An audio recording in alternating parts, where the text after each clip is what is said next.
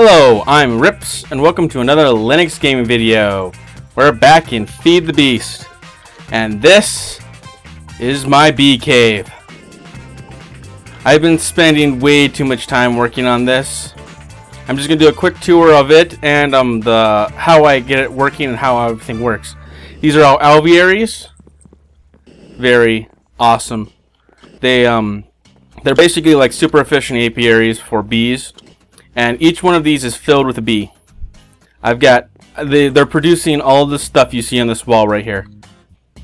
And so I get platinum, diamond dust, steel, iron, copper, gold, bronze, all kinds of good stuff. So I never have to really do any mining again. And as you can see here, I have an automated frame processing. I figured I'd start at the beginning and we'll go over from the very top. So we'll go back up to, we'll start at the boiler room, which is the highest thing of here, and explain how everything works. Now, if you saw my Steve Carts 2 tutorial, you'll know that about my tree farm and how I use it to make fuel for my boilers. Underneath it, this used to be my sugarcane farm.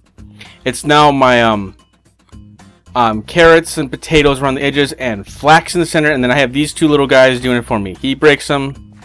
I got Straw Golem from Thaumcraft. He breaks the wheat, the flax, and this little guy right here picks up it and puts it in this chest right underneath him. You see it's empty, even though he just puts it in. That's because I have it pumped down into the floor below. This is my tree farm underneath. It puts the string into this chest right here, and then basically void pipes and deletes everything else. And then my tree farm, any excess wood will go into I use a filter right here to make sure that only wood goes in here, and it goes into a fabricator. A fabricator is from Zycraft. It's basically a super smart auto crafting table with its own built-in inventory. So anything you put into the inventory automatically gets crafted and put back into the same inventory. And it works like auto crafting tables, as it will also look for in the adjacent chests or other inventories surrounding it. So what you can do is you can just put a couple of these next to each other, and they'll have an auto line of crafting. So I have it take the wood, puts it into oak planks. The oak planks get turned into sticks. The sticks get combined with the string in this chest to make untreated frames. The reason why I'm using a chest is before I tried to use one of these barrels, but it wasn't working too well. It was being buggy it was just being really buggy. So I had to use a chest, and it works fine. I don't need a super storage of it. I mean, I need 8 sticks for every 1 string. String is not the commodity that's in rarity here. So, and in fact, because I have a tree farm here, nothing is in rarity. Everything is completely automated. The only thing I had to warn about is the energy I had set up with these steam engines wasn't sufficient at first. So I hooked it up to my boiler system upstairs, to my energy network, because these weren't cutting it alone. And if you look right here, I've set up some of the Greg's Tech things, like the industrial grinder, implosion compressor, and industrial blast furnace. I won't go over how those work right now. I'm sure other people have gone over how those work better than that, but they're basically you need it in order to craft certain items, and the industrial grinder is like a macerator that gets you tons of extra stuff. So, and then underneath here, so okay. This is making the frames. Then downstairs is the bee cave, and what it's doing is I'm using what is this called again? Transposer next to a timer. What this does is it will every once in a while it will try to pump out a frame. Now, most of the time it won't do anything because it's usually these are going to be full of already existing frames. And then it'll actually, when there is an empty frame, it'll just basically start pumping out like a whole tons of them, and you'll see what it'll do is it'll come back, and there's a little buffer that you can't touch there's a buffer inside almost every single Red Power 2 object. So actually, it's probably not going to be actually pulling a frame from the fabricator for a while. It's just going to use what's built up in the buffer until it actually needs new ones. So I am stocked. I have more than enough. And as you can see here, I'm starting up a second floor of alvearies. And I can do that. I get more than enough frames, and I can make an infinite number, well, not infinite, but an obscene number of frames. Over here are some Zycraft tanks. This one is absolutely full of honey. It's with over 3 million units of honey. I have no idea what I'm going to do with that. It's just kind of cool to have that much. And I chose cherry wood as the outline of the frame because it matches the alveary wood. And this one's full of bee DNA. This one only has over 1 million units of liquid DNA. Once again, I don't need to because these automatically get refilled when they're refilling the ink. This is my genetic engineering station where I can inoculate and then synthesize genetic traits to impart on my bees. Yeah, so everything, this is the processing. So all the combs go through here. They get sent along here. Combs will get sent into the into these two relays that I use two because every once in a while it gets backed up. I don't think it does anymore, but at the time it did. And this will automatically put it into one of these two centrifuges.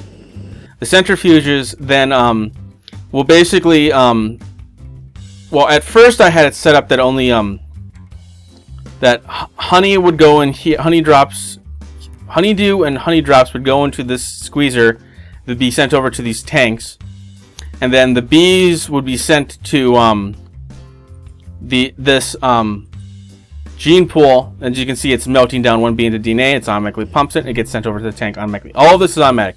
I filled this honey tank in about a week because I have this automated and it's running 24/7. Now I've gone through many iterations of this right here. This is the sorting wall.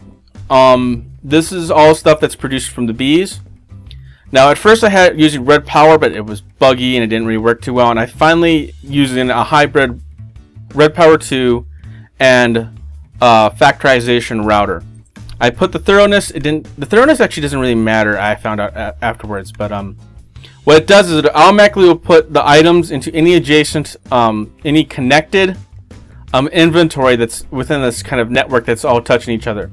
Now originally I had this obsidian chest connected to it, and I discovered that regardless of what upgrades you put on the router, it will alternate between any valid inventory for an item. So it would go between the barrel and then the chest, the barrel again, then the chest, barrel again, and the chest, even with the thoroughness upgrade. And that wasn't what I wanted. So as you see, I had to separate from the network, and I had to put a craft table in between as a spacer. Now, so you're wondering, what's the point of this now? Well, actually, I still get items sent to here, just not read directly by the router. I'm kind of happy. I'm happy about how clever I was with this. What I do here is connected to this router is a cobblestone structure pipe. On that is a gate that when there's space in inventory, so that means if the inventory is open, or there's nothing in it, it will automatically activate a redstone signal, which locks this timer. Now this is important. The timer takes about 1 second before it will actually pulse this, because when it locks, it gets reset down to the bottom there. You see?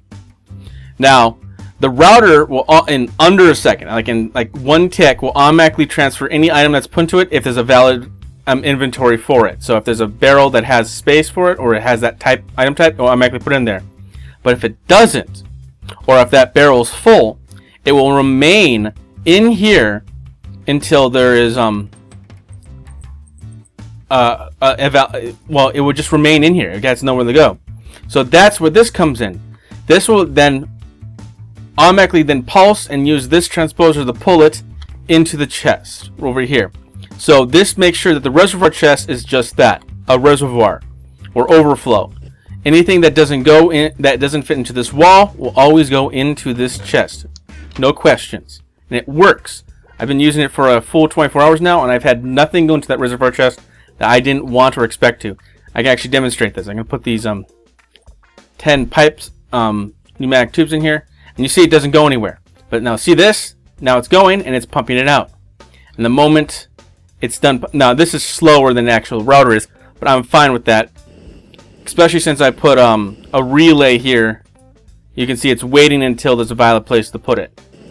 Well, you're wondering where all this stuff down here is. These are just auto crafting tables that take the tiny pile of dust I get from the combs and put some... I know there's probably a better way of doing this, but this was the way I could figure out that didn't have any problems with overflows. So if I suddenly, if too much of something gets into the system, this method was sure to handle it, and I wouldn't have to worry about any problems. So if probably if I have to expand this anymore in the future, I'll probably use a red power with multiple sorters and stuff like that. But for now, this actually works fairly well. As you can see, this sorter right here says send all the dusts into this chest here, which gets sent into the crafting tables. So yeah, the system works pretty good. I got platinum going. I just started working on Stark Bees, and yeah, this is working so great. Oh, as you can see, in order to get the router, I had to do some of the factorization stuff. So I got Wrath Igniter, and I started making some Wrath lamps. So it lights up this room really well. It's really nice. Although I had originally put one up here, as you see, I have removed it because, as I have learned, do not put Wrath lamps next to a tree farm. How the Wrath lamp works is it actually will fill the room with like these fake air blocks that emit light. That's how it works. It just basically fills the whole room with this special type of block. The problem, though, is trees don't grow if there's blocks blocking its growth path. Only air is allowed. So it was actually the trees weren't growing. I had almost killed my boilers upstairs with a lack of biofuel, because I need this thing to provide biofuel to that system upstairs. But now it's working fine. So I had to stick to torches. I'll probably come up with some better lamp system in the future, but oh well. Yeah, this is all working pretty well right now. The only thing left, the system I'm working on is the set up automated industrial TNT, so that I can start making other stuff. I've set up a little room here, and another one of these little wood golems here, because upstairs I have a creeper spawner. I have it with lights with torches on it right now because I don't want it running. But when those torches are gone, it'll basically just drop a bunch of creepers down here. They'll drop gunpowder, and my little golem here will pick them up and put them in this chest. And you see, I've already have tons of gunpowder already, and I only had that running for like an hour. It was brutal how much creepers it was killing. It was awesome. But yeah, I think that's all I really got the show for now. I'm probably going to use this as a reply video to generic B and BOO, just to show them that there is an easier way of doing the frame situation. Really. Oh man, this works so well, and it's super scalable too. So I'm pretty proud of this. If anyone has any other suggestions or maybe some ideas of what to do with all this damn honey. Or this DNA, I mean, I don't need that DNA. I mean, it's connected to the tube that goes to it. So these things get refilled automatically. It's just kind of cool to have. So if anyone has any comments, suggestions, please leave a comment.